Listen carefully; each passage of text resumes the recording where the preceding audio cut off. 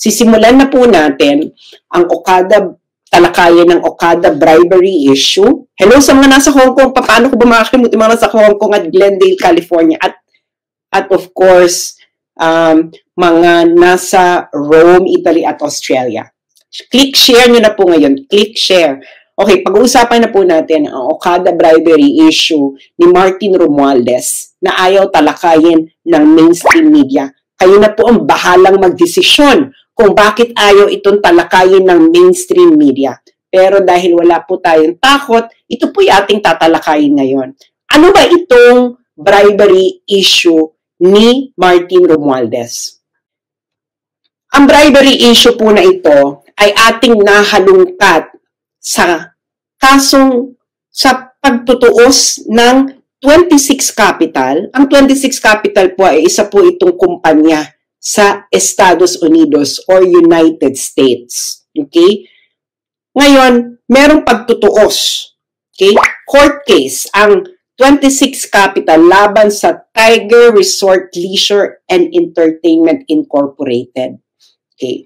Sa mga hindi po nakakaalam kung ano po ang Tiger Resort Leisure and Entertainment Incorporated, ang Tiger Resort Leisure and Entertainment Incorporated po ay under ng Universal Entertainment at sila po ang may-ari ng nagpapatakbo ng Okada, Manila. Okay, nagkakaintindihan po tayong lahat. Okay? Yung mga vlogger po sa YouTube na gustong i-reblog ang aking content ngayon, you are free to do so. Okay, you are free to do so. Okay. So, i-share nyo lang po muna ito, yung mga kakadating pa lang. Nagkakaintindihan ba tayo? Okay, ulitin natin ha, para malinaw. Ang bribery issue ni House Speaker Martin Romualdez ay lumabas dahil sa kasong isinampa ng 26 Capital, isang kumpanya sa United States, laban sa Tiger Resort Leisure and Entertainment Incorporated.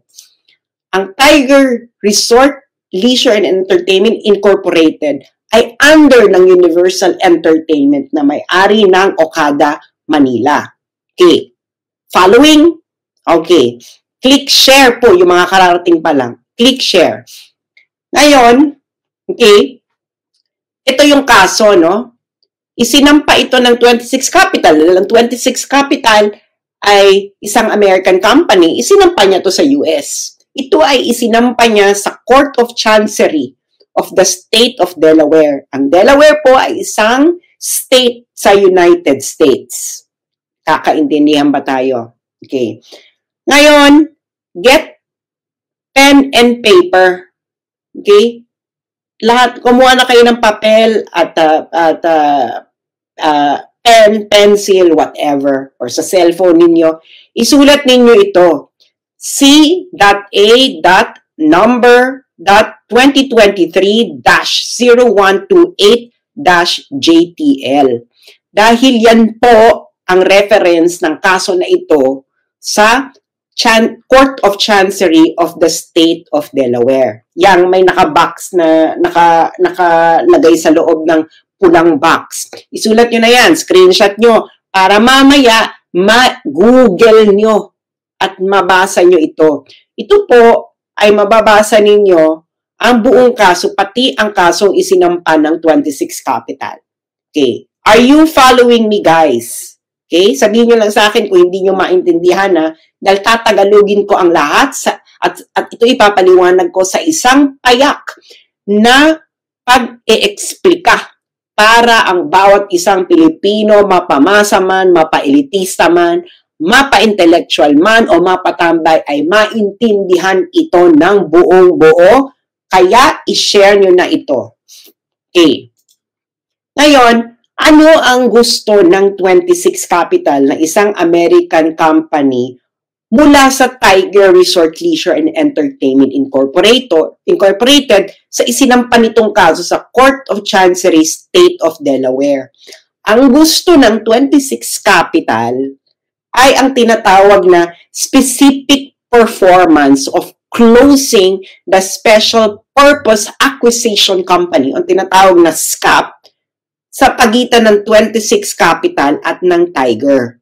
Okay? Ang storya po kasi niyan, ang 26 Capital at ang Tiger dapat ay magkakaroon ng merger. Okay? Yan lamang ang pinakamadali nating pag-usapan. Medyo complicated ito, pero itanong nyo po ito sa may alam po sa corporate law sa United States kung anong ibig sabihin ng SPAC or kahit sinong mga abogado na kakilala nyo para ito ay mas lalo nyo maintindihan. Pero yan po ang pinakapayak na ating explanation right now. Ngayon, marahil ay nagtatanong ang karamihan sa inyo, hindi ba? Ang tanong ninyo ngayon, lahat, siguro ito ay logical na tanong, ano kinalaman dito ni House Speaker Martin Romualdez? Mga kararating lang, please click share. Dahil mahalaga itong malaman ng bawat isang Pilipino dahil ito ay isang isyong pinagtatakpan ng bawat isang congressman, bawat isang senador, at bawat isang mainstream media. So ito ang tanong, anong kinalaman dito ni House Speaker Martin Romualdez? Siyempre, di ba? Anong kinalaman niya dyan? Hindi ba? Ito po kasi ang kinalaman, bakit nadawit dito si Martin Romualdez. Sa kasong isinampa ng 26 Capital laban sa Tiger sa Court of Chancery ng State of Delaware, ang isa sa accusation ng 26 Capital laban sa Tiger ay ang bribery kay Martin Romualdez para impluwensyahan ang Philippine Supreme Court para ma-regain uli ng Tiger or ng Universal ang kontrol ng Okada Manila. Okay? Yang storya ng labanan ng kontrol ng Okada Manila, i-google nyo na lang yan dahil yan ay laban ng matandang Okada, ng Okada family. Okay?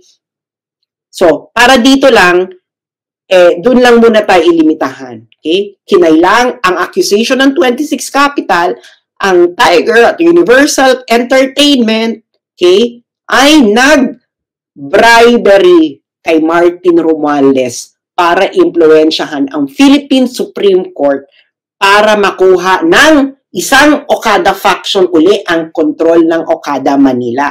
Naintindihan nyo? Ngayon, bakit ito ngayon ipinasok ng 26 Capital na issue? Kasi ang gawain na ito ay tinatawag sa Amerika na breach of ordinary course covenant. Ibig sabihin po ng breach of ordinary course covenant, ito ay labag sa practice, industry practice, okay, sa Amerika. Ang bribery po ay labag, okay, labag sa batas ng Amerika, kaya ito ay matatawag na breach of ordinary course covenant. Naintindihan niya na, okay? Kaya dito napasok si Martin. Okay.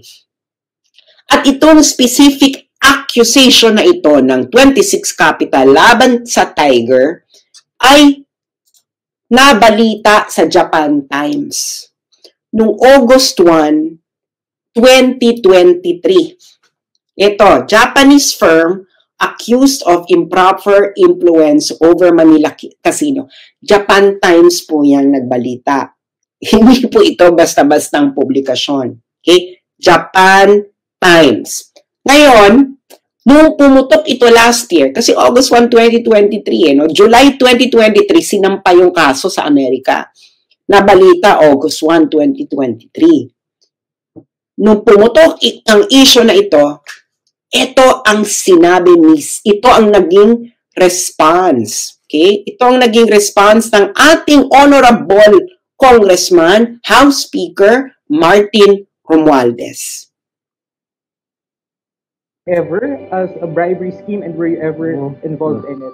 Well, we've reached this point in our career, and we've known when to dignify questions, queries, or allegations. And when it comes to fake news, we just don't dignify it, and we don't give it any credence. So there's no truth to it, and we just leave it at that. And we just try to focus on the issues that have credibility and.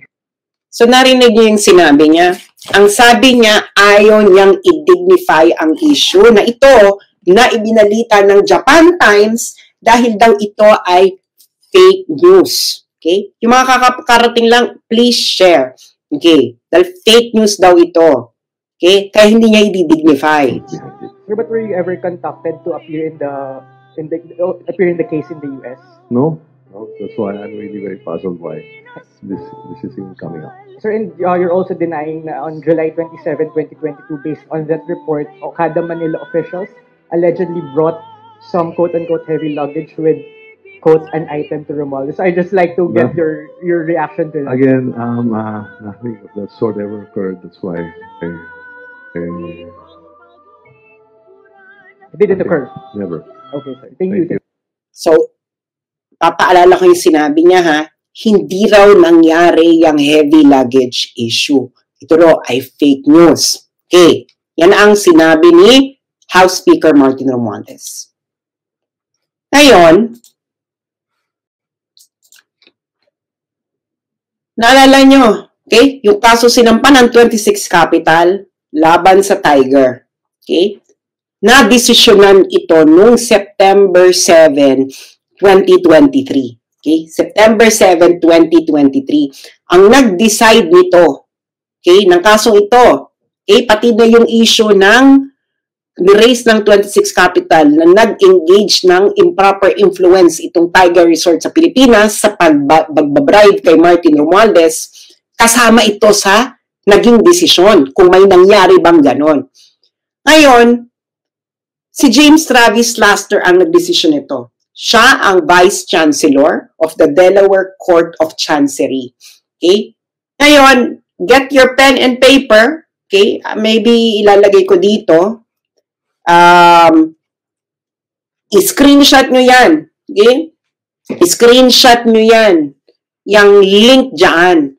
Kasi yung link na yan, yan link mismo ng desisyon na nasa Delaware Court of Chancery mismo. Kaya kita mo, courts.delaware.gov. Okay? Isulat niyo yan, i-screenshot ninyo para mabasa ninyo. Kayo mismo ang makabasa. Hindi ito fake news, totoo ito. It is a decision na sinulat ni James Travis Laster, Vice Chancellor of the Delaware Court of Chancery. Ito po ay korte sa Amerika. Okay? Korte po ito sa Amerika. Yan, screenshot nyo yan. Okay? Yung mga kakarating pa lang, please, please, please, click share. Pag-usapan nyo itong kayong magpapamilya. Okay.